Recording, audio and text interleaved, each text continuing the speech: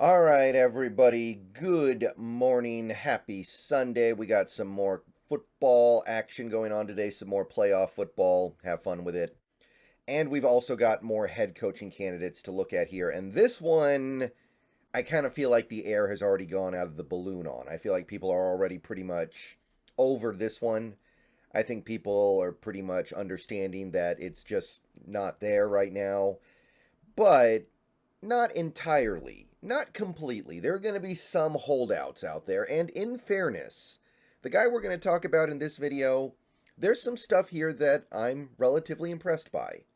I think he's done some very impressive things in his career as a coach, but he needed to take that next step. And as of right now, it's hard for me to say that he actually took that next step with where we sit right now. So, Brian Johnson, 1 year offensive coordinator for the Philadelphia Eagles, and the season ended so poorly for the Philadelphia Eagles that this is not really going to be something that I think I can sell. This is going to be something that most people are going to take one look at and pass over because the memory of how the Eagles ended their season is fresh in the minds of everyone. Now, 2 months ago, maybe you had something. 2 months ago, maybe Brian Johnson would have been a hot head coaching candidate. And I don't want to discount what he did in the regular season as a body of work. The body of work of what he had in Philly was really good. But I just feel like we need more answers here. And frankly, this guy's probably about to get fired. By the time you watch this video, he may have already been fired. So, do you really want to hire a head coach who just got fired as a coordinator? Probably not.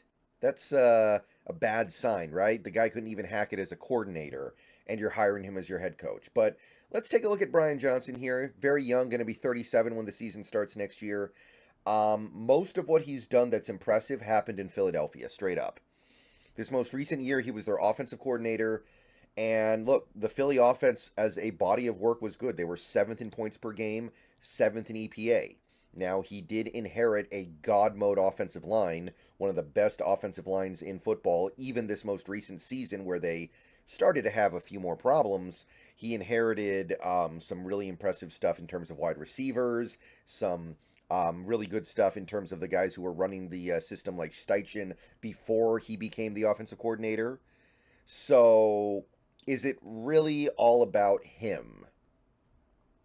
Hard for me to say that it is. I mean, the offense was better with Steichen running the show the previous year. The offense was better in, I'd say, a few years back when they had guys like Doug Peterson and Frank Reich running the show, Frank Reich. So, yeah, this isn't even one of the three most impressive Eagles offenses in the last decade.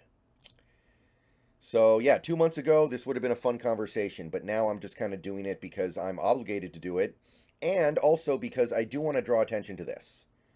Before he was the offensive coordinator in Philly, he was the quarterback coach for 2 years, 2021, 2022, and he turned Jalen Hurts' career around, made him a legitimate MVP candidate, made him a Super Bowl caliber quarterback, really invigorated Jalen Hurts in a way that I will say most people could not. I didn't like Jalen Hurts coming out of college. I still don't think he's that good. Now, there are some things about him that are a positive. His running ability, his lower body strength. He does have a strong arm. It's just not an accurate arm. So, to me, the fact that he was able to take Jalen Hurts, who 2020 played a little bit, didn't really do much. 2021, Brian Johnson takes over as the quarterback coach, and Jalen Hurts has a okay season, rushes for almost 800 yards and 10 touchdowns, but we're talking 16 passing touchdowns, 9 picks. Excuse me. 61.3 completion percentage, so not accurate. Not really that much to write home about. An 87.2 QB rating, barely starter caliber just in terms of passing numbers. To a guy who in 2022 quarterbacked one of the best offenses in the league, 3,700 yards, 22 touchdowns, 6 picks. Completion percentage went up 5 points. QB rating went up over almost 15 points. Ran for 750, 13 rushing touchdowns. Now we're talking. Now we're getting somewhere with this Jalen Hurts thing. So Brian Johnson does deserve some credit for getting Jalen Hurts from the point to where he was, a low-level starter probably. Like I don't even think he was an average starter when he took over to an elite starter in this league for at least a little bit. Now, is some of it smoke and mirrors? Is some of it the product of the tush push? Is some of it the product of his great wide receivers? Absolutely. But he still got more out of Jalen Hurts than I was expecting because I just I just don't see that much with him. So shout out to him for this. Is that enough for him to be a head coach in the NFL right now when the most recent thing we have is that his offense completely went to pieces down the stretch of the 2023 season? I don't think so. But again, there are plenty of people out there who would not have been able to do this with Jalen Hurts. Before Philly, he was at Florida, the Florida Gators, where he was the offensive coordinator and quarterback coach in 2020. And that was a very good year for that Florida offense. They scored about 40 points a game, 13th in the league. And he did great work with Kyle Trask, threw for almost 4,300 yards, 43 touchdowns, 8 picks, 69% completion. Elite season by Kyle Trask. So he definitely deserves some credit for what he was able to do there. Kyle Trask became, I think, a second round pick. Kyle Trask was a second round pick in the NFL draft because of how good he looked in 2020, despite him not really being a good quarterback. And we've seen he hasn't even really been given the opportunity to play in the NFL because he's so obviously not on that level. So Kyle Trask, this is definitely an impressive mark in Brian Johnson's resume. He got great play out of Kyle Trask for this 1 year. Because the years before that, he was the quarterback coach alone in Florida, and Kyle Trask was not nearly as good in 2019. Less than 3,000 yards, 25 touchdowns, 7 picks. QB rating, remember, it's college QB rating. It's different than NFL QB rating, was almost 25 points lower. And the year before that, he had Felipe Franks, who was decent, okay, not accurate, but relatively efficient. Decent runner as well, ran for about 350 yards that year in 2018. So you can see improvement with each passing year, right? You can see the progress for Brian Johnson. But one thing that's worth noting, by the way, is in 2020, we saw a little bit of Anthony Richardson. That was the first Anthony Richardson year. He didn't play much, but he did play some. So you could maybe give him a little bit of credit for starting Anthony Richardson down the path that would eventually make him a top 5 pick in the draft. But Anthony Richardson didn't really start playing until the following year when Brian Johnson had left for Philadelphia.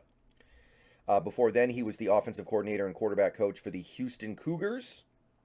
2017, Houston had an average offense, 65th in the country, and they had 2 different quarterbacks, neither of which were very good. Kyle Postma and D'Eriq King. I think D'Eriq King would go on to play in the XFL. King was probably the slightly better quarterback this year, but both were very, very low-key quarterbacks. Not at all, even on the college level, anything prolific. Postma actually had more picks than touchdowns. And D'Eriq King was probably the better of the two, also because of his rushing ability. So we can see that there's a history of good rushing quarterbacks in Brian Johnson's ledger, but not necessarily great quarterbacks, right? Like Kyle Trask going in the second round was considered kind of a joke at the time, and it's an even bigger joke now.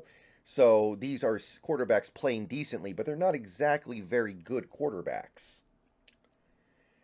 Now, I do want to spend some time on what he did at Mississippi State because this is actually notable because his primary project while he was a Mississippi State Bulldog quarterback coach was Dak Prescott.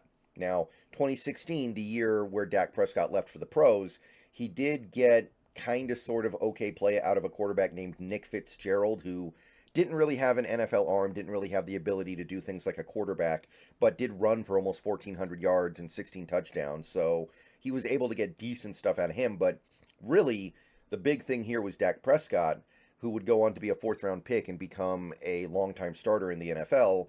And you can see the development from 2014, where Dak was a good quarterback, and then 2015, he ups his yards, he ups his touchdowns, lowers his interceptions significantly, increases his QB rating significantly, becomes a much better quarterback, and also starts to rely a little bit less on his legs because in 2014 he almost ran for 1,000 yards. 2015 he didn't even get to 600. So you can see the development that he had in Dak Prescott, and he was a big reason why Dak is now a quality NFL starter and why he's managed to build a quality NFL career. So that might be the second best thing he's done in his career as a coach. Getting Dak Prescott to the point where he's a good quarterback, just like he has managed to do the same with Jalen Hurts. Both quarterbacks very limited, not the most talented cuts of meat out there, and under his tutelage, they became really prolific quarterbacks, by hook or by crook. Before then, he got his start in Utah, the Utah Utes. A couple years he was the offensive coordinator and quarterback coach, 2012, 2013. But both years, the offense was mediocre at best. They would average about 27 to 30 points a game. Their quarterbacks that they had were no names who didn't play that well. Travis Wilson was the quarterback for a couple years. He wasn't much of anything. Adam Schultz, John Hayes. None of these guys really did anything to stand out. They were not even a blip on the radar in the NFL. And you want to go back to the previous 2 years where he was the quarterback coach in Utah. His quarterbacks, John Hayes, Jordan Wynn, Terrence Kane. None of them really stood out. None of them became much of anything. So there really isn't much to say here except he just kind of existed.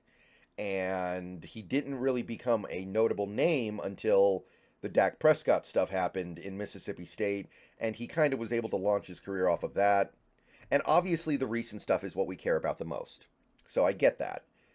But while I do think there's some impressive stuff here, I just feel like there's got to be something better out there. Unless he knocks your socks off in the interview, hard for me to see this one right now. But let me know what you guys think. See you guys later. Go Hawks. More coming.